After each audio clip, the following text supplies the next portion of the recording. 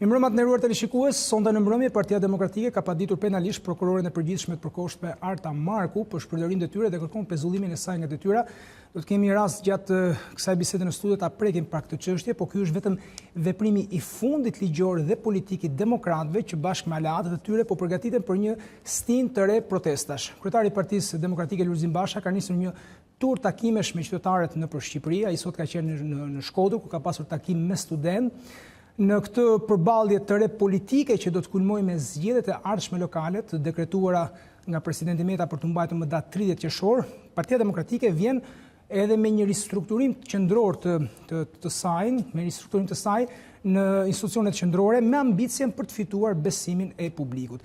Një figurë e rend politik, por në jetën publike, është edhe ajo e sekretarit të ri për çështjet ligjore në Partinë Demokratike, zoti Qerim Gjata. Zoti sekretar, mirëmbrëma, mirë se erdhët në program.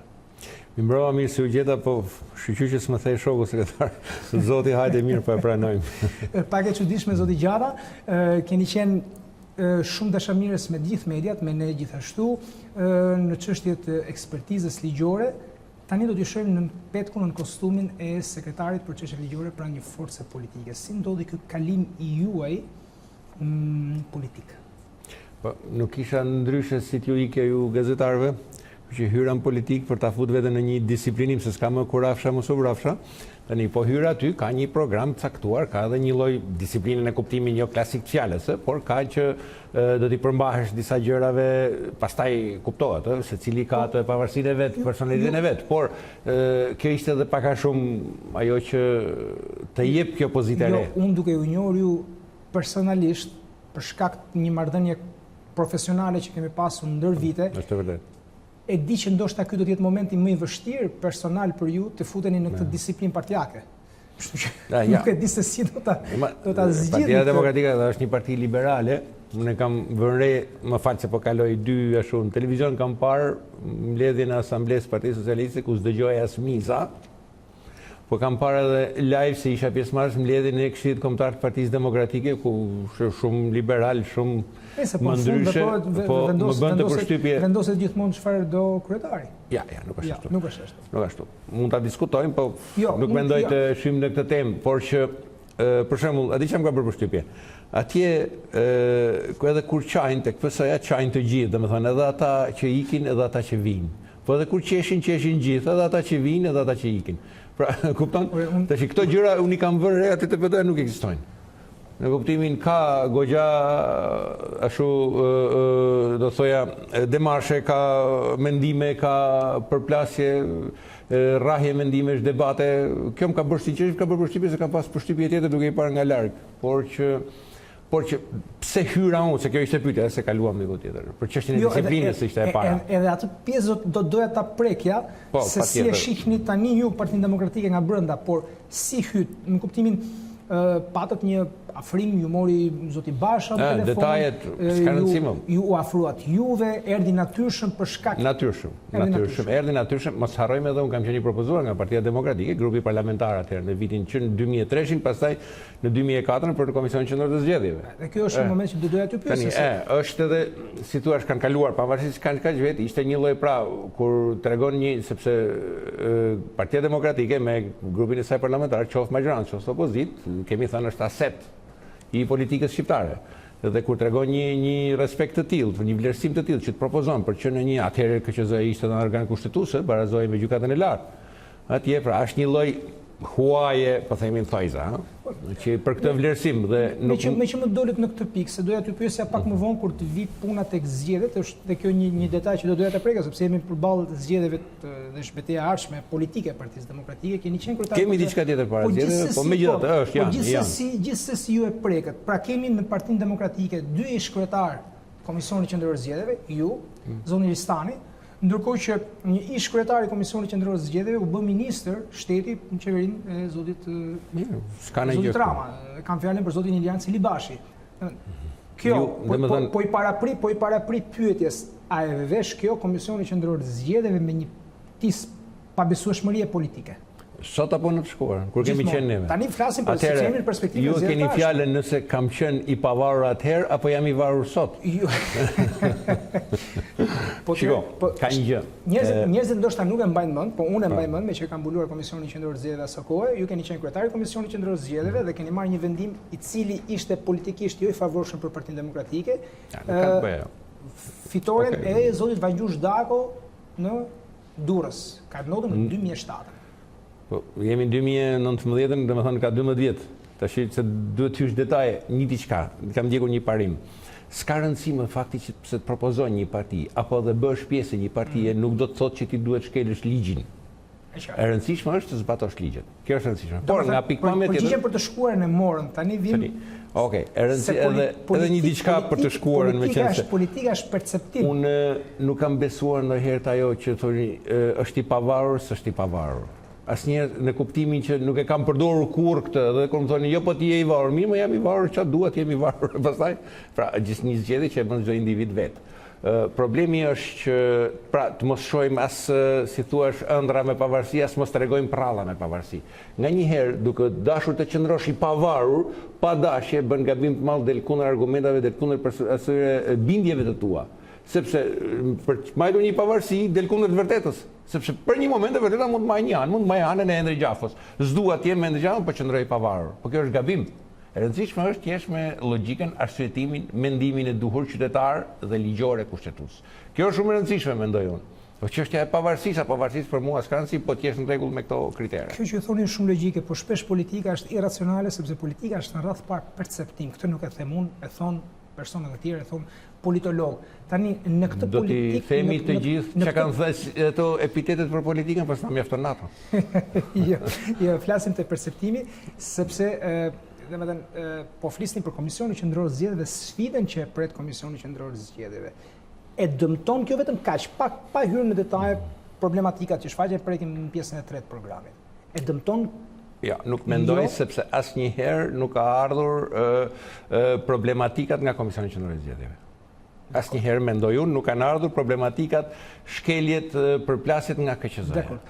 Problemi vjen nga poshtë, zgjedhjet bëhen poshtë. Po është një sistem që ne e kemi diskutuar shumë herë. Do ta prekim pak më vonë këtë. Ty bëj një pyetje për funksionin tuaj si sekretar për çështjet ligjore, ndërkohë që Partia Demokratike ka një sekretar për çështjet zgjedhore, që është zoti Ivi Kaso.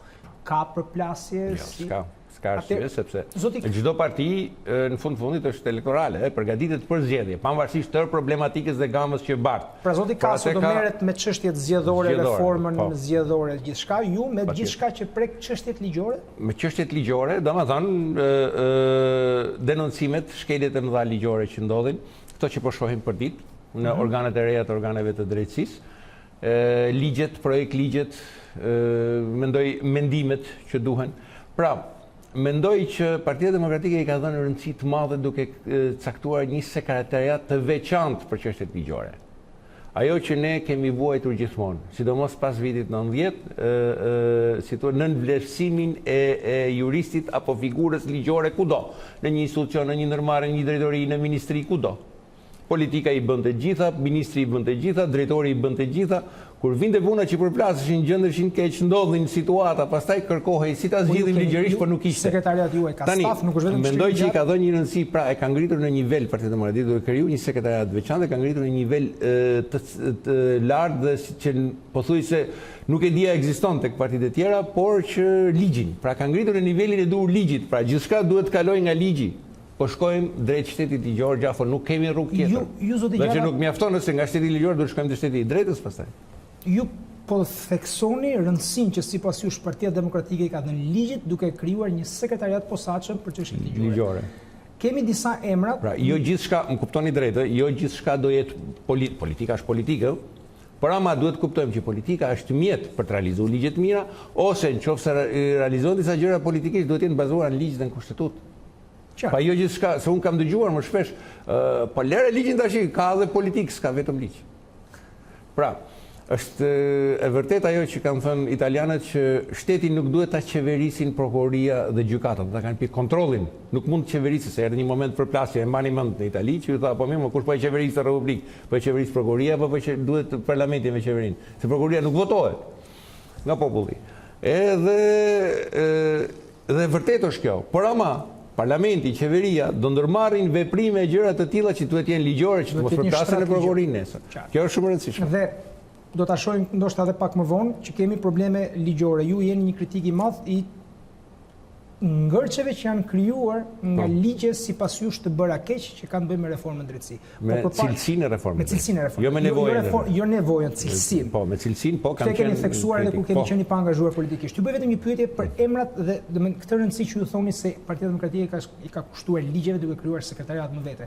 Në Partinë Demokratike ka pasur në të shkuarën disa juristë vërtet shumë të mirë, të cilët sot kanë qenë janë marrë dhe me reformën zgjedhore. Kam parasysh këtu zotin Ilir Usmali, Viktor Gumi, Eduard Dalimi, cili është larguar për arsyet e tij. Ndihet kjo mungesë apo ju jeni një prurje e mjaft bashkë me zotin Ivi Kaso, një prurje e mjaftueshme për të balancuar personat e larguar? Juristë të larguar. Edhe një herë. Asnjëherë do të lejoj vetës që të bëj historinë e Partisë Demokratike apo historinë e dikujt tjetër. Kush do qoftë. Pra edhe një herë, më kuptoni drejtë, jo për t'ju shmangur pyetjes tuaj, por pyetjen, jeni ju jeni ju mjaftueshëm i sigurt që ky staf juristësh që ka Partia Demokratike, ku jeni dhe ju, do të arrit të përballojë sfidat ligjore me të cilat përballet Partia Demokratike. Në qoftë mos ndjer mungesën e personave që unë përmenda që nuk janë më. Po nëse do isha unë mjaftueshëm, atëherë do ishte mjaftueshëm marrim që ka e drejta romakes, do kishte më nevojë për zhvillim bota, do ishte mjaftueshëm ato rregullime ligjore, ato lloj institucionesh 2000 vjet përpara, asnjëherë nuk është e mjaftueshme diçka. Gjithsesi, sepse jeta është në zhvillim, jurisprudenca është në zhvillim, sepse shikohet gjithçka, pra vetëm jurisprudenca nuk mund të sjellë gjithmonë të njëjtin rast. Pra, në jurisprudencë nuk mund të tregoj gjithmonë të njëjtën histori. Bie fjala, ka mbaruar historia Napoleon Bonaparte, sa herë bëhet historia, ajo histori është. Me kupton që kanë dakord tërë bota që ajo histori është. Jurisprudenca nuk funksionon kështu. Është gjithmonë në zhvillim sepse jeta në zhvillim, konfliktet zhvillohen e ecin krijohet sipas zhvillimeve të jetës. Prandaj është e pamundur të thush që është e mjaftueshme një gjë e tillë. Pra, edhe një herë që ishte, që nuk desha të shmangem pyetjes tuaj, por gjithmonë kam menduar të maj këtë qëndrim që un kam një detyrë ta bëj sa më mirë këtë detyrë. Nuk kem historian dhe nuk dua të merrem me historinë dhe këto sepse aq më tepër në politikë, historinë e politikës, aq më tepër me emra sepse nuk e dia do arrit pastaj nga ascensori. Megjithatë nuk mund të shmangeni kam përshtypjen me detyrën dhe kostumin tuaj të ri, komenteve ose vlerësimeve politike, qoftë edhe që të tjerët mund të bëjnë për ju në të ardhmen. Unë dua t'ju pyes për një koment të bërë së fundmi nga zonja Josefina Topalli, ish nënkryetare e Partisë Demokratike, ish kryetare e kuvendit të propozuar për saj, e cila thot, me që jemi tek rotacioni i figurave, kur flet thot për ekipin e ri të zotit Basha, thot se ky ekip nuk është përfaqësues as në figura, as në ideologjinë e së djathtës, madje zonja Topalli thot për ta perifrazuar no face, no name, no voice, në anglisht pra. Jo fytyra, jo emra, jo zëra. Është General Gramafoni, e shkopi ati plakut. Një dikush ka mbuluar veshët, dikush syt, dikush gojën. Është... Keni një koment? Jo, nuk kam koment sepse respektoj mendimin e gjithkujt edhe një herë. Do të më kuptosh, zoti Gjafur, që sa kam ardhur dhe e kam akoma të vështirë, nuk e kam përvojën që t'ja hedh pyetjeve të gazetarëve dhe pyetjeve tuaja, është shumë përvojë. Dakord? Kështu që prandaj por e thash edhe një herë. Respektoj mendimin e gjithkujt, kushdo ka të drejtën e tij të jap mendim, siç jap unë mendime e mia për shembull për persona të ndryshëm, më kam dhënë sa mendime prokurorën e përgjithshme, për institucionet, edhe për funksionare, më kupton. Zoti Gjata, kalojmë një ndërprerje të shkurtër publicitare, rikthehemi sërish për të lundruar besoj në ujëra ku ju jeni më i sigurt. Ku kam më përvojë. Ku keni më përvojë, që janë çështje pyetjet $1 milion që bien pak të $100.000. Sepse sigurisht kemi një zhvillim më të fundit që është ai padia që Partia Demokratike ka bërë ndaj zonjës Artamarku, do doja ta prekja këtë me ju bashkë me çështje të tjera që kanë bënë me zotin Bujar Sheshi, rastin e tij kujtoi për teleshikuesit e Shantarit Këshillit të Lartë Prokurorisë, për cilin ka një problem me deklarimin e autoritetit të dosjeve, kështu që të nderuar teleshikues, kalojmë ndërprerje, kthehemi sërish në studio me zotin Çlirin Gjata, i cili sot na vjen në petkun e sekretarit ligjor të Partisë Demokratike. Rikthehemi në studiot nderuar teleshikues për këtë bisedë drejt për drejt me zotin Çlirin Gjata, sekretar për çështjet ligjore në Partinë Demokratike. Zoti Gjata, folëm pjesën e parë për arsyet që ju motivuan ju të futeni, të angazhoheni politikisht nga një ekspert i pavarur për çështjet kushtetuese duke krijuar një vakuum. Është pak e vështirë t'ju përballoj si gazetarës, po ka edhe një arsye tjetër, Mos harrojmë se pas një karriere 27 vjeçare në jurisprudencë, një pune 27 vjeçare e gjysmë, nuk po shoh një gjë që mua vërtet më vjen keq për profesionin tim. Një detaj që nuk ju pyeta, do kishte dashur ta kishte vazhduar karrierën gjyqësore? Nuk e ku e vazhdon më, kjo ishte shkaku. Domethënë një nga shkaqet që pranova dhe hyra në kryetari gjykate. Po s'ka rëndësi. Ato është karriera ime, është e shkuara ime. Po sigurisht, Dhe ka një gjë. Kaq keq ra drejtësia. Dhe kaq problematike u bë drejtësia pas reformës drejtësisë dhe vetingut. Sa nuk ja vlen, unë mendoj që më mirë të kontribuosh në politikë për të ndryshuar dhe për të rregulluar gjëra. Jemi pa institucione qafo. Ku më thoni, si mund të pretendoj unë të shkoj në gjykatën kushtetuese dhe të kërkoj të zgjidhem nga një KED, ku antare është prokuroria e përgjithshme me gjithë ato probleme dhe e zgjedhur politikisht, se çfarë besimi mund të kemë te paanësia dhe pavarësia e votës së saj në KED, por është ka konflikt interesi sepse vendimet e saj do shqyrtohen nga gjykata kushtetuese nesër. Një sekondë vetëm, një KD-ja, pra Këshilli i Emërimeve në Drejtësi, por është Këshilli i Emërimeve në Drejtësi që do duhet të emëroj antarët e gjykatës kushtetuese. Pra, tani, kjo ka konflikt sepse vendimet e saj nesër mundet, potencialisht, se ka bërë shumë veprime, transferime, largime tjetër, mund të shkojnë në gjykatë kushtetuese, siç mund të shkojnë në Strasburg e tjetër. Por, megjithatë, mora vetëm një. Televizja me fundit politike dhe ligjore. Absolutisht po. Vetëm një arsye që do të nxjerr një argument. Më vjen keq që po kthehem, po që çështja është e tillë. Shikoni gjendjen e parlamentit Gjafo. Edhe një herë, unë jam jurist 27 vjet, në jurisprudencë, kam qenë nga kryetar gjykate deri kryetar KQZ-je, formimi tim si pedagoge, doktor i shkencave. Tani, shikojeni atë parlament. Aty ka ish punojës policie, kanë qenë punojës policie deputet. Nuk jo për punojës policisë, po deputet. Aty ka personat e cilat kanë marruar shkollë për kamionist, pra kanë marrë kurs kamionash në Zvicër dhe e kanë paraqitur si diplomë shkollës lartë. Tani këta do vendosin nëse doktori i shkencave do shkojë antar i gjykatës kushtetuese apo jo. Pa kjo s'ka kutëri. Pra kemi është mbrapa sistemi qavo. Doktori i shkencave, juristi duhet jetë në ato komisionet e policisë që të bëjë emërimet, të shohë sa e njeh ligjin, kushtetutën, polici, po jo polici të vendosë që drejtori i shkencave, doktori i shkencave apo kamionisti të vendosë doktori i shkencave të shkojnë në gjykatë kushtetuese. Mos më thoni që është votuar nga populli. Është vendosur nga kryetari në listë tani drejt. Doja t'ja thoja si parim të demokracisë. Gjikte po është vendosur në listë tani, po dal përballet aty me para popullit kokë për kokë. Bie fjala, se s'duhet të hyj tani sistemit. Pra, është kthyer sistemi mbrapsht. Në çfarë drejtësie të shkoj unë, të pretendoj unë të shkoj në këtë drejtje që është ka të nisur sistemi jonë i drejtësisë me gjithë këto që unë uroj që ju ta gjeni drejtësinë e munguar brenda Partisë Demokratike. Unë mendoj të kontribuojmë për të ndryshuar gjërat. Kjo është një zgjedhje juaj. S'ka rrugë tjetër. Tani flasim pak konkretisht për aksionin më të fundit politik dhe ligjor që Partia Demokratike ka ndërmarrë ndaj zonjës Arta Marku, sepse sipas opozitës, po e citoj, zonja Marku ka kualifikuar zotin Bujar Sheshi si kandidat për në Këshillin e Lartë të Prokurorisë. Antari i cilit zoti Sheshi sot është pa pritur më parë përgjigjen e autoritetit të hapjes së dosjeve, sepse ajo që është bërë publike nga Partia Demokratike vetëm pak ditë më parë është që zoti Sheshi ka qenë jo nga Partia Demokratike, nga autoriteti i dosje, Partia do e ka bërë publike. Bërë publike, publike. Që zoti Sheshi ka qenë hetues dhe kjo është zbatimi i ligjit, politika nuk dublon institucionet, kushdo qofshin ata. Tani, flasim pak për zonjën Marku, pastaj prekim rastin e zotit Sheshi. Po, shkelja e tillë s'ka që thjesht. Pezullim nga detyrat e zonjës. Ajo duhet të ndiqet penalisht për shpërdorim detyrë. Ajo ka shumë, kjo është veprimi më i fundit, unë kam thënë që në kryet herës, që kur filloi me shkarkimet në mënyrë të paligjshme që s'ka drejt i bëj, me transferimet me gjitha, dyja ktheu gjykata dhe me shumicë votash dhe kjo është e papranueshme për një KLP, institucion kushtetuesi sapo krijuar. Të votoj, a do ta zbatoj vendimin e gjykatës ose jo? A kupton ku jemi gjavo? Dhe kanë dalë 6-5. Kushdo qofshin, s'ka rëndësi. Flasim për dy antarët e prokurorisë krimeve të rënda që u transferuan në mënyrë të paligjshme nga Arta Marku që se kanë kompetencë atje. Dhe e ktheu gjykata me vendim. Tani voton KLP-ja, a do ta zbatoj vendimin e gjykatës apo jo? Reforma drejtësisë apo pjell?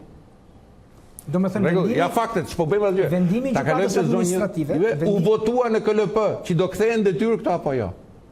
Që po mos ta kthenin, ta shkojnë te një përmbarues dhe përmbaruesi i thotë atyre ktheheni me vrap detyrë ose ju vura gjop ose u çova për ndjekje penale. Se ka ligji. Va, kuptoni tani ku jemi? Megjithatë, të kthehemi te rastin fjalë. Kanë bërë shumë shkelje, shumë gjëra të tilla. Kjo është e fundit. Zonja Margo duhet priste. Kush kandidon për KLP? Atëherë, presim çapo vjen nga autoriteti i investigimit të së shkuarës për dosjet e sigurimit të shtetit. Pra, duhet i priste këto. Vonohet, nuk e di unë tani, kështu e ka ligji. Pse e anashkaloi ligjin? Pse e shkeli? Ka që thjesht është. Zonja Marku nuk ka pasur përgjigje. Fare. Është bazuar vetëm tek deklarimi i Po zotit Sheshi. përgjigja e autoritetit ka ardhur sa kohë më vonë se është zgjedhur a votuar Sheshi në konferencën e përgjithshme Me që jeni në politik. Deklarata që ka bërë zoti Enkileta Libeja është që kjo deklarata e autoritetit ka dalë pasi zoti Sheshi ishte pjesë e këtij votimi 6-5 në Këshillin e Lartë Prokurorisë për të rikthyer. Është çështje tjetër. Edhe një herë, unë nuk paragjykoj zotin Sheshi. Edhe më kupton drejt? Jo. Nuk e paragjykoj se kam parë unë se nuk e di çka ka bërë ai. Zonja Marku duhet priste të vinte dokumenti, të vinte letra nga institucioni se e ka detyrim ligjor. A kuptoni se është njësoj në shkeli edhe sikur të kishte ardhe pastër? Prit më të vitë të shikohet se keni detyrim ligjor. Pyetja si politikan tani, nëse dosja e zotit Sheshi është prit pra dhe pak të bëhemi politikan, po sa shpejt më rëbur. Edhe një. Po si jurist, dakord. Tash nuk e di, edhe një, nuk e di mund të Marku duhet kishte pritur. Duhet kishte pritur, se po flasim për ato pa dinë që është kundër zonjës Marku, pra është në shpërdorim të tyre. Po ka edhe një moment kjo. Për shembull që unë e shoh edhe një herë thash, unë se kam parë dosjen e zotit Sheshi, nuk e di të shkuarën e tij dhe nuk më intereson. Unë shoh institucionet, se këto kemi tani, mirë, keq, i shajmë, i bëj, po fundit tu do përplasemi, se këto ligje, këto institucione. Si puna e provave në gjykatë. Ato ka prova ka. Atëherë, ku është gabimi, zoti Sheshi? Nuk mund të padisësh në prokurori institucionin. Institucioni nxjerr një vendim për katë, siç është institucioni i autoritetit, për dosjet e sigurimit shtetit. Ky vendim ankimohet gjykata administrative. Kaq është historia. Qofse gjykata e rrezon atë vendim thotë që ti figura jote është e pastër, në rregull. Po jo, po padis inspektoriatin, atë autoritetin do ta padis në prokurori, kjo nuk shkon. Unë prokurori po e padis atë në prokurori. Pse e ka përcaktuar ligji procedurën. Kundër vendimit të saj do ankohesh në gjykatë. Dakor. Sa kohë ai vendim, se nuk ka çaj bën prokuroria, më sa kohë ai vendim nuk është cënuar nga një vendim gjykate, është në fuqi. Kjo është gabimi që bën prokurori. Kush do të vendosë se çfarë do të ndodhë me zonjën Marku, prokurore përgjithshme e përkohshme? Unë jam një shikues që ndjek nga shtëpia. Po ne tash s'kemi kujt i themi, do të çojmë në prokurori. E di kush do vendos. Do vendosin ato prokurorë që e kanë në hyjçëm. Po prandaj. Por çfarë pra e di, po s'kemi ku do të shkojmë tjetër. Prandaj duhet kontribuar, duhet ndryshuar gjërat, nuk eset me këtë sistem. Kur për zonjën Marku, po ju si qytetari thjesht, jo si Endri Gjafo, as unë si qytetari, po ai qytetari thjesht, ai taksapaguesi, ai dyqangjiu, ai ku di unë punojsi atje. Që si ka këto njohje që kemi ne në publik apo nuk i ka këto përkrahje. Çfarë prisni, çfarë mendoni se mund të realizohen procesi rregull ligjor nga pikpamja kushtetuese ndaj tij? Nga këto, prandaj do të ndryshuar gjëra. Ju thatë nuk e paragjykoni. Nuk e di pra. Ish prokurori si jurist tani jam jurist, nuk mund të hyj në ato. E marrin një moment për të Por vendimi i autoritetit është absolutisht, domethënë, i vërtet dhe qëndron sa kohë nuk është cënuar nga një vendim gjykate, se kështu është rregulli. Vendimi i autoritetit ta sqaron për teleshikuesit. Është ajo letër që kanë nxjerrë autoriteti, sa kohë nuk është hedhur poshtë nga një vendim gjykate. Është fuqi. Por është vendim skualifikues. Pra zoti Sheshi duhet largohet mund të ishte antar i Këshillit të Lartë Prokurorisë. Nëse do të kishte dalë vendimi përpara se të ishte zgjedhur. Tani që është zgjedhur, si zgjidhet? Si zgjidhet? Është absolutisht e pavlefshme zgjedhja e tij, gjithçka kthehet në gjendjen e parë nga pikpamja administrative. Këshilli i Lartë i Prokurorisë duhet të marrë vetë vendim se janë mbledhur për ja kanë. Këshilli i Lartë i Prokurorisë duhet ta konstatojë që mandati nuk ekziston. Mendoj unë, konstaton që mandati nuk ekziston. Pastaj ka disa kritere se si mund të largohet antari i KLP-s apo i KLG-s. Si presidenti dhe për presidentin edhe për kryeministrin ka disa kritere se si mund të largohen. Megjithatë në këtë rast mandati i tij është marrë në kundërshtim me ligjin, për mendimin tim, dhe quhet absolutisht i pavlefshëm. Pra nuk ekziston. Ai thjesht e konstaton Këshilli i Lartë i Prokurorisë dhe duhet largohet dhe të mlidhet konferenca të zgjedhë një tjetër, që duhet kaloj vettingun, të kaloj autoritetin. Po prandaj kur është bërë kjo reformë ka dash oponencë më Gjafo, oponencë shkencore të lasjo politike, as mediatike, pavarësisht se kemi bërë në media, sa oponencë kemi bërë bashkë në emisione, sa dush. Por ka dash oponencë shkencore kur u bë reforma, pikërisht për këto gjërat. Si ja ku dalim tash. Unë ju kam thënë atëherë një shprehje të Shakespeare-it, koha provon gjithçka. Shikoni, akoma si jemi në gjendje ta vëmë në lëvizje reformën drejtësi, institucionet drejtësisë. Qartë. Një pyetje qartë për sa i përket qëndrimit tuaj që vazhdo të jetë konsekuent si atëherë kur nuk ishit në Partinë Demokratike. Keni dalë në petkun e sekretarit ligjor të Partisë Demokratike për çështjen e zonjës Donika Prela. Po. Ndërkohë vendimi i vettingut për të është shtyr. Po, shtyr, i paligjshëm. Pse? Nuk mundet. Po ke thënë me ky datë do shpall vendim, do shpallësh vendimin. Nuk ka asnjë shënim ligjor me përjashtim të një rasti larg qoftë, dikush ka një vdekje, se njerëz jemi, kupton, familje, një diçka që pra forcë madhore. Qoftë se ke thënë me këtë datë, me këtë orë do shpall vendimin, do shpallësh vendimin. Kjo është vetingu. Tash ku diun pse shtiu një javë, për korrupsion? Për ndërhyrje politike, për urdhër politik? Qa pretaj që e shtiu një javë, që s'ka gjë për të shtyrë një herë, po ta marrim. Megjithatë, fakti që e shtiu ka komprometuar veten trupa gjykuese vetingut, për mendimin tim. Se s'ka nuk i lejohet me ligj ta shtyj, në kuptimin ke thënë me këtë datë do shpallësh vendimin. Ma kupton? Tani, çfarë ndodh, nëse do më lejoni? E para, është ajo deklarata që nuk ka paguar taksat bashortit e saj, familjarët e saj, mbi të ardhurat, sepse këtu nuk jemi në Evropë, këtu jemi në Shqipëri. Pa dashur të hynë për sëritje, po ato biznesmenet e vegjël apo të mesëm që kishin bërë mashtrime me taksat, nuk as ato s'po i paragjykoj, po u tha që janë arrestuar sepse kanë mashtruar me TVSH-n. Ata pse për shkak të taksash hynë në burg? A nuk janë në Evropë ata në Shqipëri janë? Po ta marrim kështu tani. Po pse unë ti paguajmë gjithë ato taksa i dashur gjafo? Në Shqipëri jemi, si jemi në Evropë, hajde mos paguajmë gjithë taksat, jemi në Shqipëri. Logjika është kjo. Një. E dyta, nuk e kuptoj këtë mani për çfarë vendin tënd përpara të hujve, po kjo është histori tjetër. Dhe çfarë do të thoja, që plus pastaj ka 1001 gjëra, figurativisht, jo se ka 1001, po shkelje në dosjen e saj të vetingut. Ne e kemi parë. As nuk kemi përgjuar, as nuk kemi gjetur, as nuk kemi shpikur, as nuk kemi hetuar. Thjesht atë dosje që ka trupa gjykuese e vetingut në dorë për zonjën Prela. Blej apartamente me çmime shumë të ulta, pra nëse kompania ka paraqitur në linkjet e saj në internet, në faqet e saj, ky apartament 1500 euro, 1300 euro, 1250 euro metri katror, kësaj ka shkuar 830 euro metri katror. E ndaluar nga vetingu shkak për skualifikim, për largim, sepse je preferuar për shkak të postit. Tjetër, pavarësisht se nuk i ka bërë letrat e shitblerjes akoma, dhe ka lënë që pasi të mbaroj vetingu të bëj ato kontratat përfundimtare, e njëjta gjë standard u përdor për një prokuror tjetër. Jetoj me qira, tha, jo, tha, sipas këtyre letrave e ke bler, tha, pa e ke shtyr për mas vetingut dhe e larguar nga puna prokurorin. Ço mos përdoret një standard, pa folur marrëdhënie që kjo ka me si prokurori me kompaninë, me qenë se ka dalë në dosje, përgjimet e kësaj në dosjen 339 të Vrangjushdakët, të Durrësit, po si, lirimi që kjo ka bërë njërit prej antarit të familjes Abdylaj, një nga atyre që është i arrestuar sot, pikërisht për këto çështjen e përgjimeve apo problematikës me mafjan dhe me krimin organizuar që kanë pasur këta persona në rrethin e Durrësit, pra del edhe emri i kësaj. Tash këto duhet e shoh vetingu. Pse nuk i shikon, pse i shqyrton? Nëse ai e ka lënë ta shpall vendimin për ta mbajtur në detyrë për t'i kaluar këto. Dhe britmat që kanë ardhur, kërkesat që kanë ardhur me të drejtë nga Partia Demokratike, e kanë bërë të shtyjë vendimin prapësh në shkelje vetingu. Se duhet i kishte parë, jo pse s'kemi pse ja themi neve, duhet i kishte parë. Po në rast se Komisioni i Kualifikimit, pra Komisioni i Vetingut, do ta shkarkojë zonjën Prela, do të jeni të kënaqur si Partia Demokratike? Nuk është çështje kënaqësie, nuk është çështje jon, problemi të zbatohet ligji. Këtu problemi është që t'i vëm fre ndërhyrjes së kryeministrit tek prokuroria, se ka për prokurorinë do t'i Juve ju është krijuar bindja e brendshme. Sepse ka çështjen 339. Po ja ta shpjegoj. Ka çështjen 339 që është çështja e Vrangjushdakut, përgjimet e Vrangjushdakut me bandat e Durrësit për çështjen e blerjes dhe vjedhjes votave, shpërndarje parash për blerje votash. Nuk janë vetëm ata që kanë dalë drejtora, janë me qindra faqe, qindra përgjime. Atje. Tani kjo zonjë ka ndorë atë dosje. Ktu kemi një ndërhyrje të fuqishme nga kryeministri që kjo zonjë të mbahet në punë, që t'i siguroj paprekshmërinë në punëve të tij, në punëve të kryeministrit, të cilët janë të lidhur me bandat.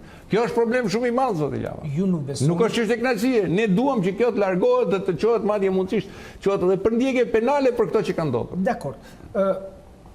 Do ngrihet SPAK-u. Kujtoj që SPAK-u, ligji për SPAK-un është i vetmi nga ligjet e reformës përveç ndryshimeve kushtetuese që kanë kaluar dhe me miratimin e Partisë Konsensus, pra miratimin e Partisë Demokratike. Ju nuk besoni sot që SPAK-u do të mund t'i mbivendoset veprimeve apo mosveprimeve të zonjës Prela apo kujdo prokurori tjetër që sipas jush është i kapur nga kryeministri? Ta tham pak më parë. Koha provon gjithçka. Uroj të ndodh, edhe kur kemi diskutuar, uroj të bëhet, si thosh, të bëhet dritë. Uroj që reforma e drejtësisë të rregullojë gjithçka. Por ne do marrim sepse kur të ndodh do të shohim gjërat, s'mund të parashikojmë, ne nuk shtim fall, por analizojmë mbi këto fakte mbi disa ngjarje që kanë ndodhur. Kjo KLP, e cila do emëroj SPAK-un. Çka kemi tash? Voton një vendim gjykate Dhe ndahet 6-5, ti kthejnë punë apo mos ti kthejnë punë. Zbatimin e vendimit gjykatës. Mund të votojë KLP-ja, do zbatojë vendimin e gjykatës, po thjesht zbaton edhe kaq. Tjetër, doli një person me probleme, që ka një kontradikt midis prokurorës përgjithshme që ka shkelur ligjin në kandidimin e tij dhe autoritetit të informimit të dosjeve të sigurimit të shtetit, si quhet ajo. Pra, ka probleme dhe bën mandatin e tij të pavlefshëm. Një anëtare e vettingut të shtirur në prokurori? Kjo është çështje tjetër pastaj, po flisim për KLP-n tani. Ne presim nga kjo KLP që të zgjedh një spak të tillë që të pastrojë drejtsinë të vërë para drejtësisë, para ligjit korruptuarit, të gjitha përmasave politike personale. Çfarë faktesh kemi deri tani, që do bëjmë analizën. Kur të ndodh dhe uroj, ore ku ta gjejmë që të spaku t'i bëj të gjitha këto, ta ndrisi në kuptimin e mirë të fjalës, se s'është problem, po viu po them falë që janë treguar skeptik. Po ku ta gjejmë ta kemi këtë institucion, që të ndodh kjo punë, po vështirë duke. Në rastin e antares vettingut të thirrur në prokurori. Antarit. Po. Le pastaj, ajo është çështja e reformës drejtësisë që se merr vesh i pari i dytin. Po vettingu ka të drejtë i thrasë ato prokuror e t'i largojë nga detyra. Pas kontrollit që i bën, rivlerësimit figurës tyre në 3 komponentë. Tash këto prokurorë kanë thirrur atë, edhe këtu ka bërë një denoncim Partia Demokratike se ka pasur një dokument falsifikuar ai. E kanë thirrur atë tani antarin e vettingut. Nuk do ta kishin thirrur më përpara, megjithatë e kanë thirrur tani. Edhe këtu kemi edhe një përplasje logjike gjërash, Pra, përsëri jemi tek reforma në drejtësi, shikoj se çka ka prodhuar. E qartë. Ju bëj një pyetje për reformën në drejtësi. Kishim një kandidat për gjykatën kushtetuese, i cili është tërhequr sot, bëhet fjalë për zotin Ardian Ftuari, antar i gjykatës së lartë me mandat të mbaruar, po t'i kthehemi historisë. Është historia që në mandat vazhdues, quhet derisa të vit tjetër. Vazhdues derisa të vit me ndryshimet kushtetuese. Pak rëndësi ka kjo. Partia Demokratike ka qenë gjithmonë Zotin Ftuari e ka përmendur vazhdimisht si një njeri që ishte piketuar për të shkuar në institucionet e reja të drejtësisë. Kjo gjë nuk ndodh sepse Zoti Ftuari sot të rritet nga kandidat. Nga KD-ja, po sepse ka një problem të madh me, Jeni të kënaqur si parti? Edhe një herë me se nuk politikisht, se këtë nuk kuptoj pak. Jo kënaqësi individuale, jo kuptoj edhe politikisht, por edhe si parti. Nëse, domethënë, këtë gjë e shihni si frut të presionit të Partisë Demokratike. Ta marrim ngushtë politikisht, nëse vërtet për shkak të presionit politik të Partisë Demokratike ka dhënë ndërheqjen, atëherë ne pas kemi pasur të drejtë. Partia Demokratike pas ka pasur të drejtë që ka kërkuar që ose ka sulmuar figurën, jo personalisht zotin Ftuari, por ka sulmuar figurën e tij profesionale si të lidhur me qeverinë, apo jo të pavarur që duhet të jetë një gjyqtari. Pra, dhe po ta marrim ngushtë, pra është edhe një fitore se në fund derisa ata dorëheqin, pra fitore politike e Partisë Demokratike. Por ta shohim pak këto gjë. Po, doja vetëm një parantezë, gjyqtar të pavarur.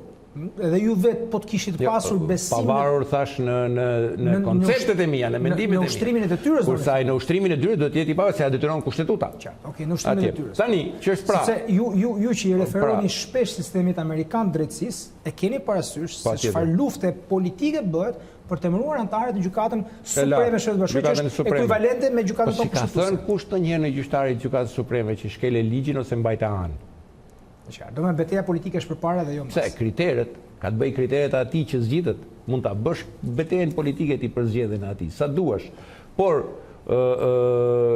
nuk merret ai që ka mbaruar shkollë kamionësh morë gjafa tani, nuk merret punonjësi policisë pasi të shkojnë në gjykatën e lartë. Merren personalitetet e drejtësisë.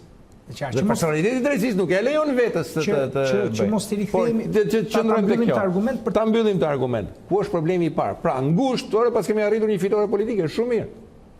Edhe pas kemi rregulluar, pas kemi vënë një gur në themelin e organeve të reja drejtësisë me këtë. Por pak më gjerë, ku qëndron problemi? KD-ja ka një ngërç ligjor. Zoti Ftuari nuk e lejoi tek vetja e tij dha dorëqet. Çfarë? KD-ja mblidhet dhe zgjedhin njëri tjetrin. Po kjo është sistem korporatist, për çau për çau kritikua KLD-ja e mëparshme, për sistem korporatist që zgjidhin njëri tjetrin. Po nëse KD-ja mblidhet sot është me 7, nesër do jetë me 9, më normalisht, çat të emrojnë dhe secili nga këto 9 potencialisht mund të konkurrojë për gjykatë kushtetuese. Dhe të emrojnë njëri tjetrin, patjetër për çau bë kjo reformë drejtësi. Në ligj është, duhet ndryshuar ligji. Pra, nëse do ishte votuar zoti Ftuari dhe të shkonte në gjykatë kushtetuese, atëherë do kishim një sistem korporatist në KED për gjykatën kushtetuese. Këshillin e rëmimeve drejtësi. Dakord jemi? Ai dha dorëheqjen, pra nuk e lejoi. Shumë bukur. Këshillit të emërimeve drejtësi. Ishte kryetar, se bën nga shkak të ligjit, ishte kryetari i Këshillit të emërimeve drejtësi. Pra, atëherë duhet ndërhyrë në ligj që kush zgjidhet antar i KD-s nuk ka të drejtë kandidojë për gjykatë kushtetuese, as për inspektorat të lartë drejtësisë. Për të hequr pra, thamë sistem korporatist drejt që e mori. E qartë. Atë që kuptim ka. Domethënë nevoja për të ndërhyrë në sistem është imediate sipas. Po, pra, pa ja këta që i bën reformën drejtësi, a nuk e kapën këtë? Dakor. Jam kurios të pyes, nuk e kapën se ishin më pak të zotë se juve, apo nuk e kapën sepse nuk doni ta kapnin? Do t'i kthemi edhe herë degës pemës që... Ma keni thënë këtë është frazë. Po cila mazhorancë do pres degën e pemës ku është ulur vetë? Nuk e kapën dhe shumë vënë për ta kapur sistemin e drejtësisë, gjava. U përdor shumë reforma drejtësi për t'u kapur sistemin e drejtësisë. Momenti më krucial, si tu shkatërrues për reformën ishte zgjedhja e Arta Margut me 69 vota nga mazhoranca. Nderuar teleshikues, kalojmë në ndërprerje publicitare, rikthehemi sërish me zotin Shërim Gjata, i cili duket se po hyn gradualisht në politik. Do të flasim në pjesën e tretë të programit për protestat e opozitës dhe betejën e saj të ardhshme për zgjedhjet e... Edhe mendimin tuaj po hyn pak më politik. Rikthehemi pas pak.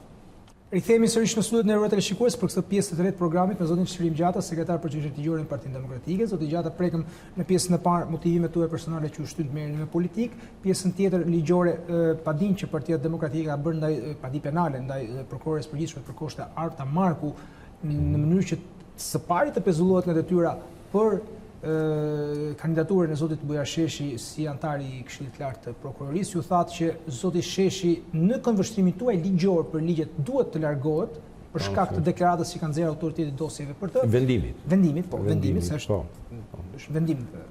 Ta ndjek ligjërinë gjykatës administrative dhe mund të rrëshu. Për atë që është bërë leitmotivi i Partisë Demokratike, unë thash në fillim programit, kryetari i partisë zoti Lulzim Basha është në një tur të tij në Shqipëri për të thirrur qytetarët në protestën që është vendosur të mbahet në datë 16 shkurt. Betejë që Partia Demokratike ka me qytetarët është betejë besimit.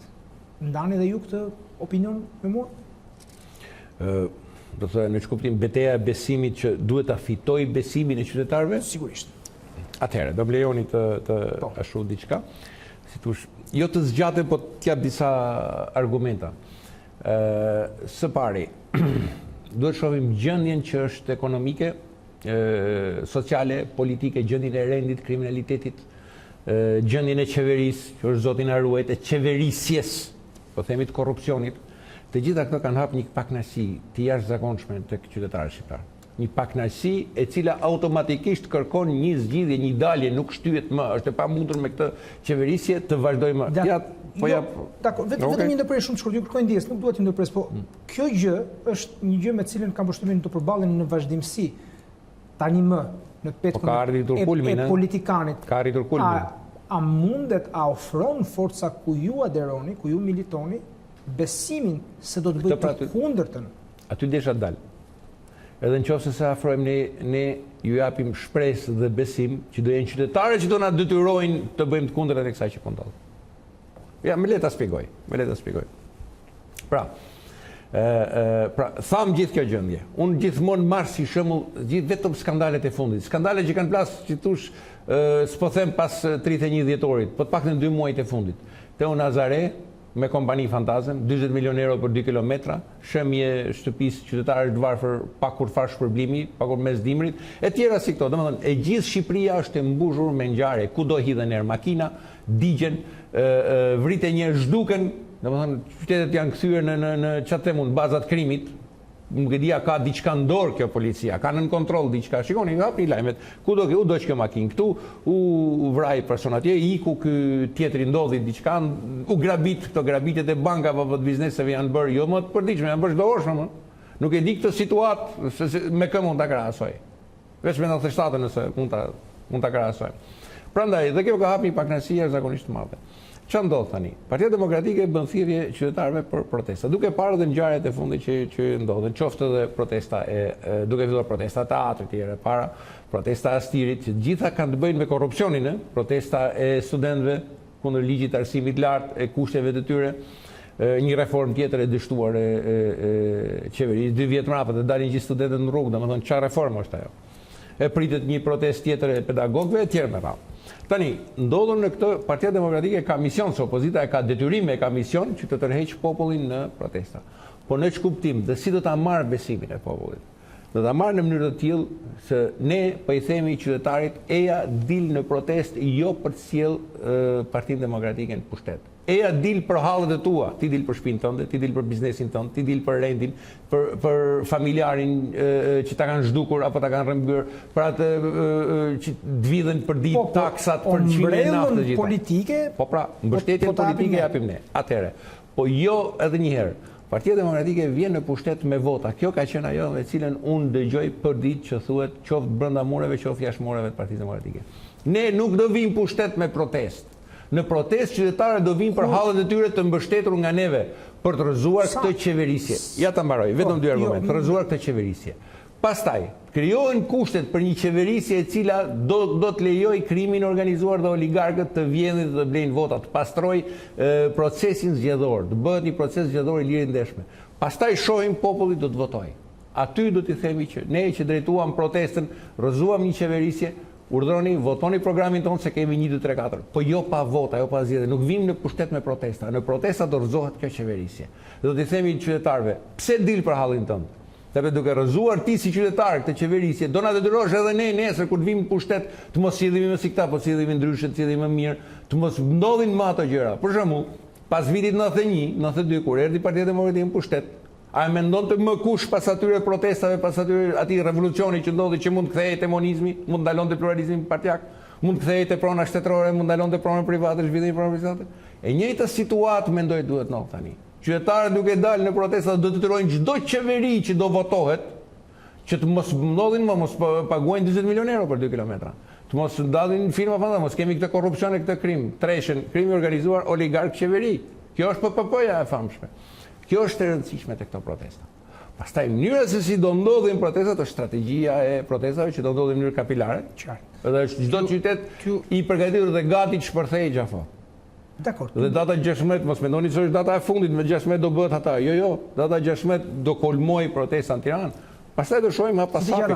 Ju jeni një vëzhgues I kujdesshëm I jetës politike, sepse jeta politike ka prodhuar ligje, ka prodhuar dhe me ndërhyrjet tuaja në të shkuarën, jo si politikan, po si jurist, keni treguar që I ndiqni shumë, kur e keni konstatuar ju përpara se të merreshit me politikë që situata është keq. Më thoni një periudhë, 2 vjet, 3 vjet përpara, 1 vit. Që kur Shqipëria u kanabizua. Që kur Shqipëria u kanabizua. Tani, si rast, kam vënë re Mamen, kemi diskutuar dikur për një ngjarje të rëndë që ndodhi në raport me Bankën e Shqipërisë, mos e jem detajeve. Nëse kujtoni viti 2014, pra, dhe ju kam thënë, shiko se kjo është me radhë, këto janë shenja diktati, shenja autoritarizmi, shenja diktature, të hysh të bësh, të përdorish prokurorinë, prokurorët veçantë për të bërë arrestime të tilla, pa ligjshme, nuk hyjun në çështje të fajsisë. Zotin Troci, I cili nuk kaloi vettingun më pas. Mimo çështje pa hyrë në detaje, thash, atë sepse kemi diskutuar ne në detaje, kemi diskutuar bashkë. Aty kanë qenë shenjat e para. Por tamam që kjo qeverisje ishte anti-shqiptare, anti-kombëtare, anti-popullore, është që te ka arabizimi I vendit. Dakor, pra ju ka disa kohë që... Pastaj, përdorimi I mjeteve për të kapur reformën dhe të kapur drejtësinë e dal nga reforma në drejtësie, shumë tjera pastaj. Dakor. Pra ka disa vite që ju e keni vënë re këtë gjë të paktën 3 vjet më parë. Pse nuk shpërtheu në 2017-ën protesta mbar popullore e cila kulmoi me çadrën. Domethënë, dhe pse duhet të shpërthej tani? Po, shtoje pra fjalin, ke hallin e marrëveshjes së 17 majit. Atëherë, thuje deri në fund edhe të përgjigjem unë. Atëherë po e them, po e riformuloj. A e trasoj se kam një problem me ju. Problemi që kam të bëj histori. Problemi që unë kam me ju është se ju nuk e keni jetuar si politikan atë periudhë, por e keni jetuar si qytetar. Pra, në këndvështrimin tuaj si qytetar, si politikan sot, a e ka tradhuar Partia Demokratike besimin e qytetarëve në maj të 2017-s, kur situata ishte vërtet gati për të shpërthyer. Atëherë, mund t'ju jap dy qëndrime. Është për shembull edhe si qytetar atëherë që kam parë, por edhe tani si thuash më tepër me më shumë politik, informacion politik sidomos. Dakor. Ta quajmë, sepse si qytetar, madje kemi diskutuar, edhe unë kam qenë që Partia dhe mos hylte në zgjedhje. Edhe si thuash, nuk e kam dashur shumë atë ta si qytetarë që shikoja nga larg ose nga ekranet tuaja, ose në bisedat që bënin nëpër studiot tuaja. Ju keni marrë fjalën në çadër. Po më kam folur disa herë. Folur pra. Po, edhe s'ka të bëjë, s'ka rëndësi ajo.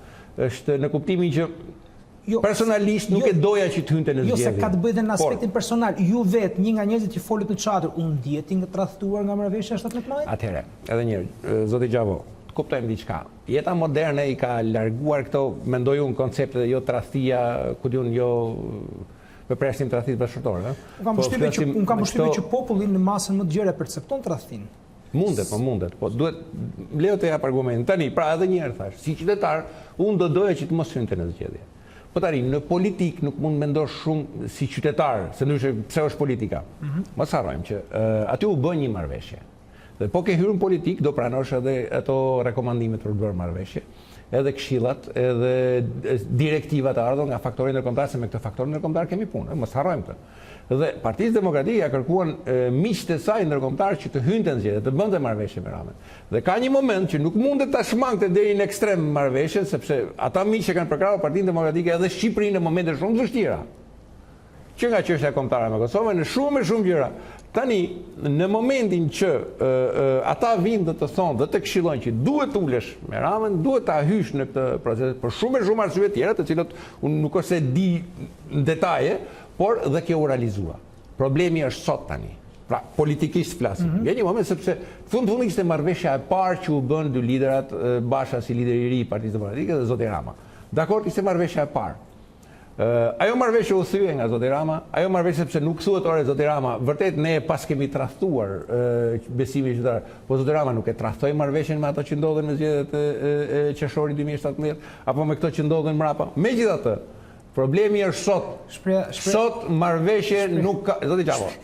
Shpreha e famshme jo, se ka një shprehje Zyrëzim Basha që perifrazon në parlament, që perifrazon një shprehje famshme amerikane. Më gënjeve herën e parë fajut, më gënjeve herën e dytë fajim. Tani herën e dytë s'kam. Tani çështja është sot. Dhe këtu ne kemi kërkuar, qofse herën e parë u bë një marrëveshje për shumë arsye. Një nga arsyet ishin miqtan ndërkombëtar e kërkuan këtë me insistim, e mbani mend, kërkuam me 3 muaj rradhë. Tani ja ta mbaroj. Sot marrëveshja s'kam, ka protesta deri në rrëzimin e zotit Rama.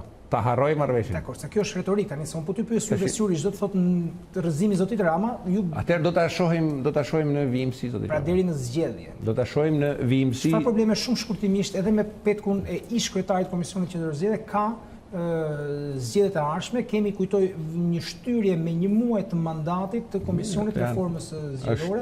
Është e mundshme një reformë zgjedhore? Nuk është çështje e reformës zgjedhore, e ligjit është çështje e qeverisë. Procesi zgjedhor nuk rrezikohet, kanë dalë të dorës tretë ato komisionerët e vulat, e thyrje ekzekutive, komisionet partjake etj. I kujtoni besoj gjithë problematika që na ulin standardet. Sot problemi i zgjedhjeve është krimi i organizuar dhe mafia që i blen zgjedhjet me qindra milionat e euro të kanavisit që u mboll e u korr në 2 vite në Shqipëri.